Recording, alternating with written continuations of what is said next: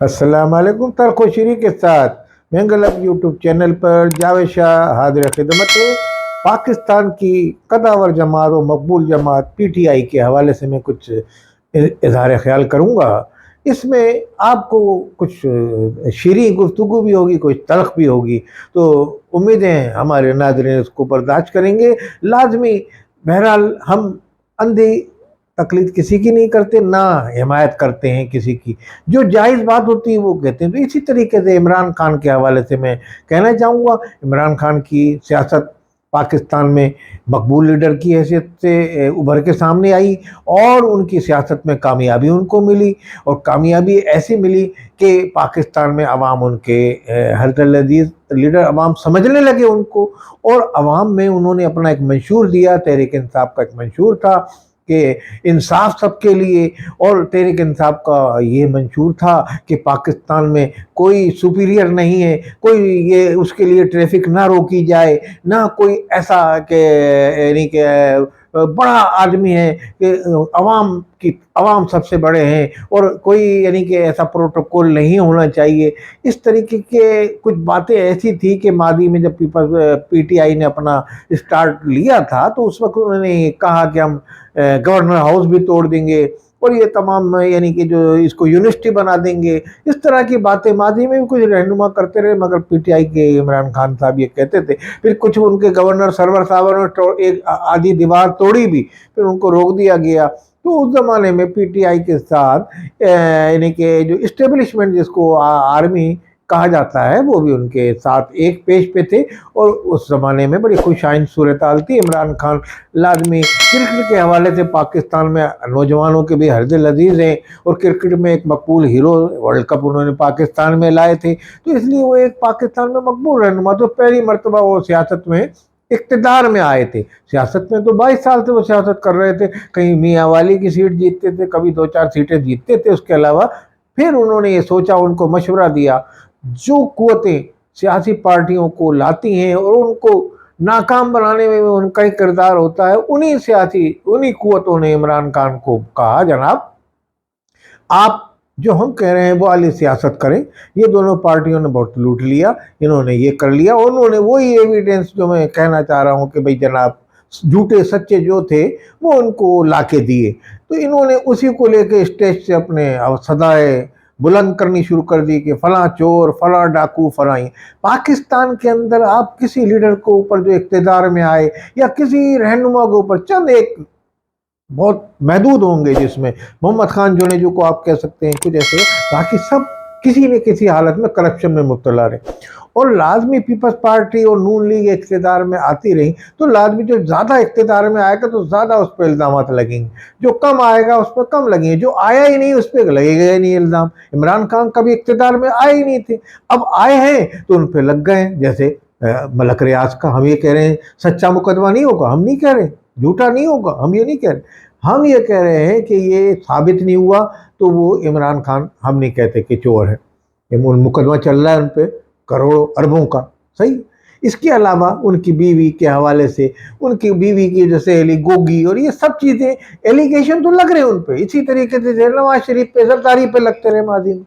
तो ये सब एविडेंस भी उन्हीं कुव्वतों ने या साथ खुफिया अदारे जो लगे रहते हैं पाकिस्तान में, पाकिस्तान के मुहाफिज हैं, वो पाकिस्तान के मुहाफिज हैं। पाकिस्तान में क्या हो रहा है, पाकिस्तान के सियासतदान अपने मफाद के लिए किसी गैर मुल्क की पार्टी से या गैर मुल्क की तंजीम से या फंड तो नहीं ले रहे। अब इमरान खान का वो तंजीम से फंड लेना भी, जो फॉरेन फंडिंग जो केस है उसमें साबित हुआ। वो जज ने जो मकाले में हुए तो उसमें आपने देखा होगा, अखबारों में आया कि उन्होंने कहा आपको इसराइल से इतना मिला, आपको बरतानिया से इतना मिला, तो ये सब आया, हम ये नहीं कहते। अब ये उन्होंने सवाल किया, उनका वकील चुप था, जो आया सामने, तो अब ये आगे उसका फाइनल नतीजा क्या निकलेगा ये आपके सामने आ जाएगा। साइफर का क्या चल रहा है, तो इस हवाले से एविडेंस भी खुफिया अदारे देते हैं और तंजीम को तबाह भी वही करवाते हैं जब वो आदमी उनके अगेंस्ट चलता है। या क्योंकि इन हमारे पाकिस्तान ने, इस्टेब्लिशमेंट ने, आर्मी ने पाकिस्तान की कसम खाई हुई है।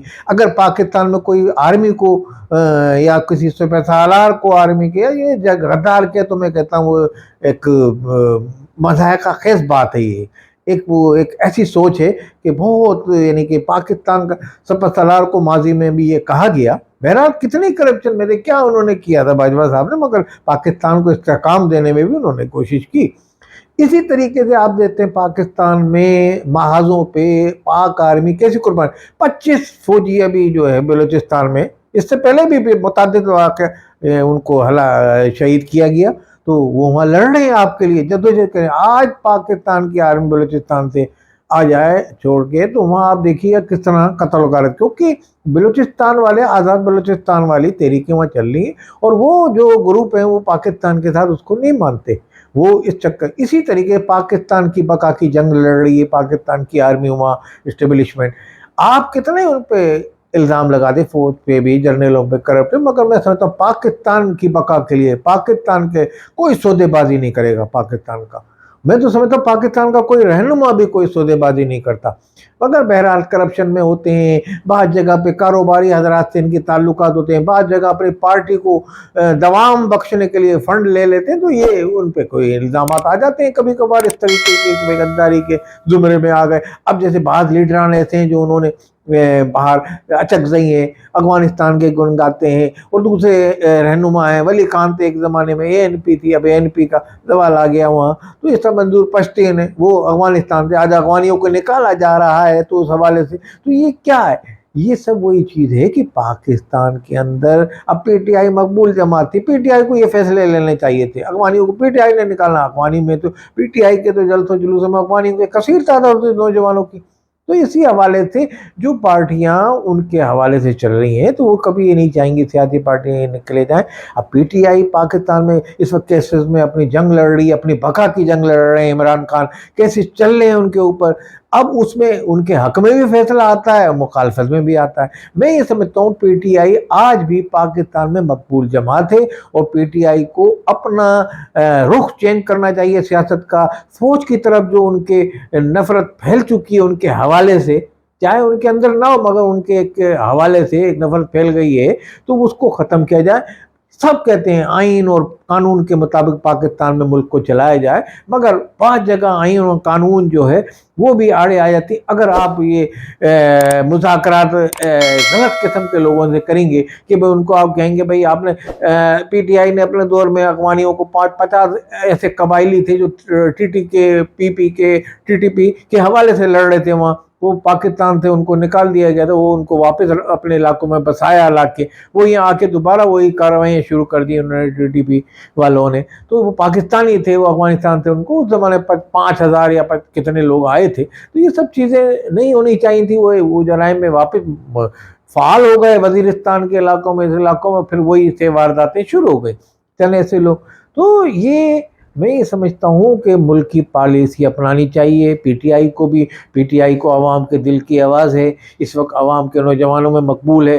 اگر پاکستان میں وہ چاہتی ہے تو پاکستان میں اپنی سیاست کرنا، تو پاکستان کے تمام مساق پاکستان ایک تمام سیاسی جماعتوں کے ساتھ پی ٹی آئی کو بھی کرنا پڑے گا اور بیٹھنا پڑے گا، اور اسی حوالے سے وہ پاکستان میں اپنی سیاست کر سکتے ہیں، سیاسی زندگی گزار سکتے ہیں. اور فوج سے، اسٹیبلشمنٹ سے، اداروں سے جو نفرت پھیلائی گئی ہے ان کے پلیٹ فارم سے، اس کو فوری طور پہ یہ ختم کیا جائے. یہی پی ٹی آئی مقبول ہے، اس کی مقبولیت میں مزید اضافہ ہو رہا ہے. ہم تو یہ سمجھتے ہیں کہ پی ٹی آئی پاکستان کی نمبر 1 اس وقت جماعت چل رہی ہے. کوئی کسی کو لا کے اقتدار میں نہیں بٹھا سکتا، جیسے نواز شریف کو بٹھانے کی کوشش ہو رہی ہے یا پیپلز پارٹی کو کارنر کرنے کی پوزیشن ہو رہی ہے. تو یہ سب چیزیں نہیں ہونی چاہیے، اور جو الیکشن میں جیت کے آئے اس کو اقتدار سونپ دیا جائے. اسی میں پاکستان کی بقا ہے، پاکستان کی سلامتی چھپی ہوئی ہے. میں یہ سمجھتا ہوں پاکستان کی اسٹیبلشمنٹ اس مرتبہ ایک نئی تبدیل شدہ نظر آئے گی آپ کو. السلام علیکم.